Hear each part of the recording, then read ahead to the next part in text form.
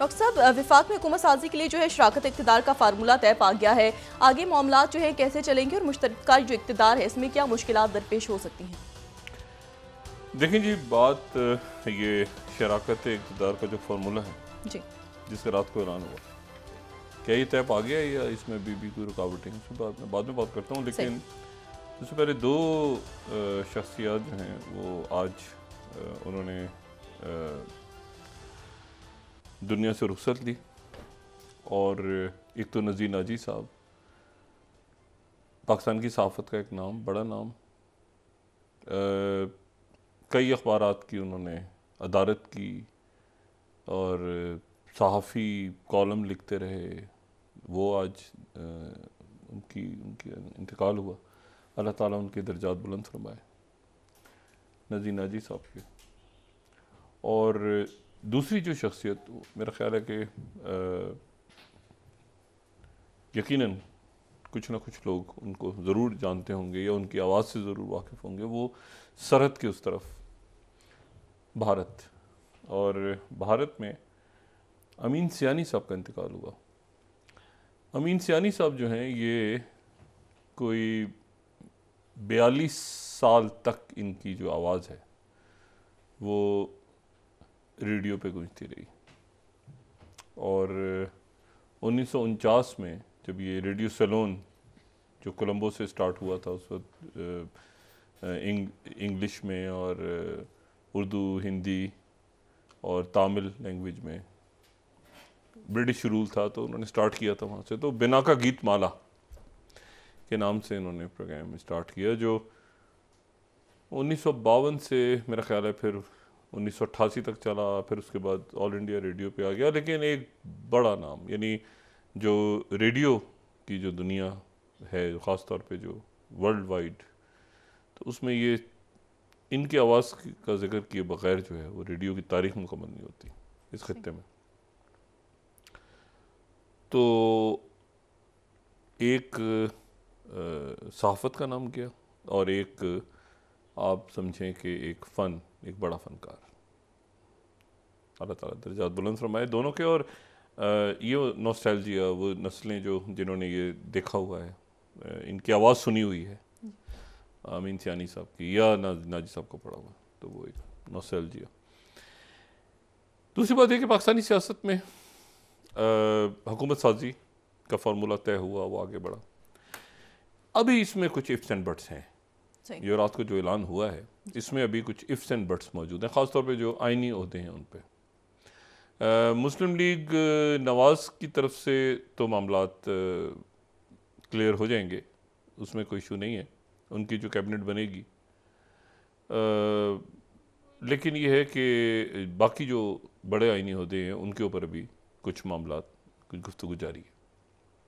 तो वो जब हुकूमत साजी मुकम्मल होकर हमारे सामने आएगा, वो एक पूरा कि हमने कैसे आगे जाना है, ये हमारी हुकूमत है, कैसे इसमें फ्रिक्शंस हो सकती हैं, क्या हो सकता है, कैसे जो रियासत के इश्यूज़ हैं, बहुत हम 3-4 इश्यूज़ हैं उसकी बात करते रहेंगे, मईशत और ये सारे, तो वो किस तरह से आगे चलेगा। तो उसका जो रंग रूप है आइनी ओहदों का, वो जब सामने आएगा तो उसमें बात करेंगे। उसके ऊपर अब ये प्रोग्राम जब जा रहा है तो उसके ऊपर इफ्स एंड बट्स मौजूद हैं।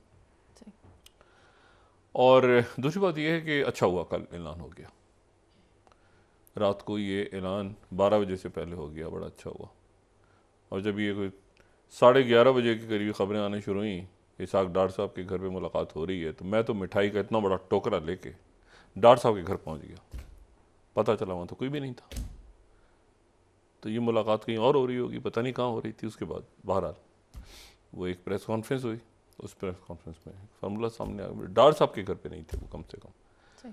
बहरहाल तो मैं फिर वो मिठाई लेके वापस चला गया। तो ये जहाँ पर भी ये बात हुई तो उसके बाद वो, और ये अच्छा हो गया कि 12 बजे से पहले पहले ऐलान हो गया, वरना काफ़ी लोगों के 12 बज जाते अगर ये 12 से पहले पहले ऐलान ना होता। तो ये रात गए जो है ये ऐलान हो गया।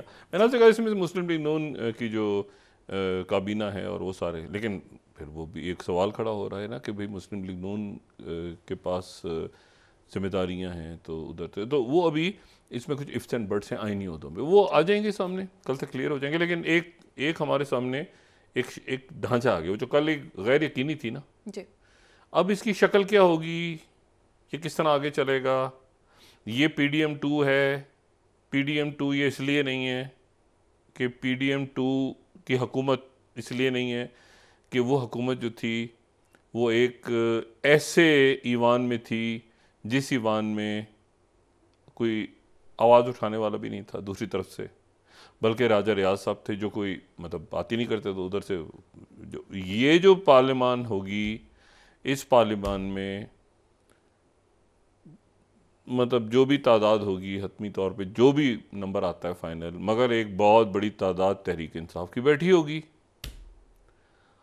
तो वो जो जब ये मामलात आगे चलेंगे और पार्लियामेंट का इजलास होगा और कमेटीज़ की फॉर्मेशन होगी और बहुत सारे मामलात होंगे, मतलब मिसाल के तौर पे कोई महंगाई होती है, मिसाल के तौर पे कोई और इश्यूज़ होते हैं और तहरीक इंसाफ खड़ी होती है, और तहरीक इंसाफ का जो इस वक्त मतलब जो उनका लबुल है, तो पीपल्स पार्टी जो है वो क्या उधर से जवाब देगी या वो यहाँ पे अपोजिशन के साथ होगी, वो हुकूमती बेंचेस पे। तो बड़ा अभी इसका ये बड़ा ट्रिकी है। लेकिन वो जो एक हिजान था ना कल की, हुकूमत बन रही है नहीं बन रही, बन रही है नहीं बन रही, वो एक हिजान जो था ना, मतलब है कि अब हुकूमत तो बन रही है, अब इसका ढांचा क्या होगा और ये आगे कैसे चलेगी।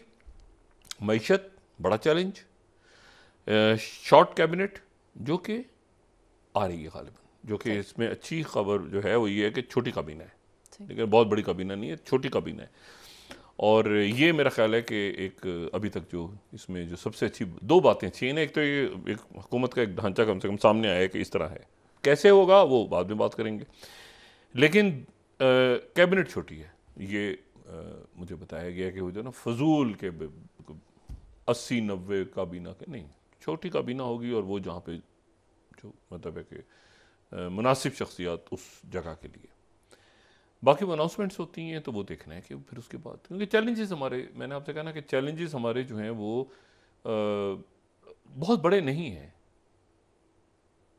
भी। आप पहाड़ बनाना चाहें तो बन जाएंगे वो, लेकिन अगर आप करना चाहें तो वो चैलेंजेस हमारे बतौर रियासत ऐसे हैं जो कि मतलब लिखे हुए हैं, फोकस्ड हैं। मईशत, सिक्योरिटी, आपका जो फॉरेन पॉलिसी इसलिए इंपॉर्टेंट हो गई है कि वो ये नहीं कि बैठे हुए हैं हम, एक कोल्ड वॉर आ रहा है जी, रूटीन वो चल रही है जी, दावतें हो रही हैं तो दावतों में डिप्लोमेट्स खा रहे हैं खाना एक दूसरे के, तो नहीं, इसमें ये जो है ना मिलिट्री डिप्लोमेसी का दौर है। इसमें आपने कहाँ पे सॉफ्ट बात करनी है, कहाँ पे सख्त बात करनी है। आप इस दौर में ये दूसरी किस्म की डिप्लोमेसी है।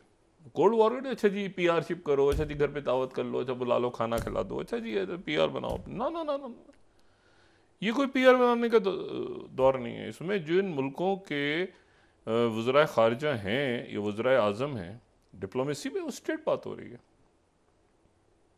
ठीक है। और ये बड़ा सख्त आने वाला दौर जो है ये सफारती महाज पे बड़ा सख्त होगा, बहुत ज़्यादा।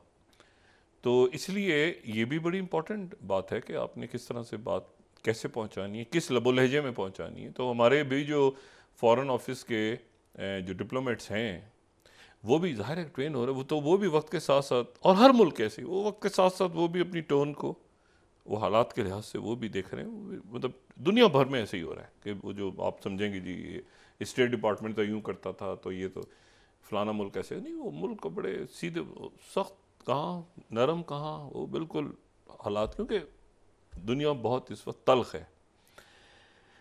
तो ये अब चैलेंजेस से कैसे निपटना है बतौर कौम, वो हम आने वाले दिनों में देखते हैं, जब ये हुकूमत साजी हो जाएगी और आगे बढ़ेगा मामला सारा। और ये मैंने कहा ना, ये ईवान वो ईवान नहीं होगा, इसमें ईवान में मौजूद होगी PTI। तो ये भी देखना है कि भाई कैसे और सब फैसले कैसे लेके चलना है, क्या करना है। सवालात बहुत से उठेंगे अभी मतलब अभी हम कहते हैं ना कि एक ही जान से हम निकला है कि हुकूमत के कुछ खतोखाल वाजे हो गए, ठीक है। और ये हम इस हिजान से निकला है कि दूसरी बात ये कि काबीना छोटी है, मतलब यहाँ तक दो बातें अच्छी होंगी। अब आगे बातें अदालती फैसले होंगे, ट्रिब्यूनल्स बैठेंगे, वो चलता रहेगा मामला। और फोकस्ड हैं हम कि जी 3-4 पॉलिसीज़ जो हमने इम्पोर्टेंट इकदाम उठाने और वो हम मद्देनज़र रखेंगे। जो मेरे जहन में तो नेशनल एक्शन प्लान ही था, बाकी जो है काबरीन वो जाने, फैसला साज कुव्वतें जाने। लेकिन ये है कि ये इश्यूज़ हैं, ये कंसेंसस डॉक्यूमेंट है, उसको सामने रख के आगे बढ़ेंगे, इंशाल्लाह निकल जाएंगे मामला से। अच्छा, तल्ख दुनिया क्यों है? ये जो मैंने बात की ना कि तल्ख होने जा रही है दुनिया, ये जो हमें तल्खी पाकिस्तान में नज़र आ रही है ना इस वक्त, हम कहते हैं लोग परेशान हैं, लोग बेजार हैं, लोग बेरोज़गार हो गए हैं, लोगों के घरों में चूल्हा नहीं जल रहा, ये सिर्फ पाकिस्तान में नहीं है, ये पूरी दुनिया में।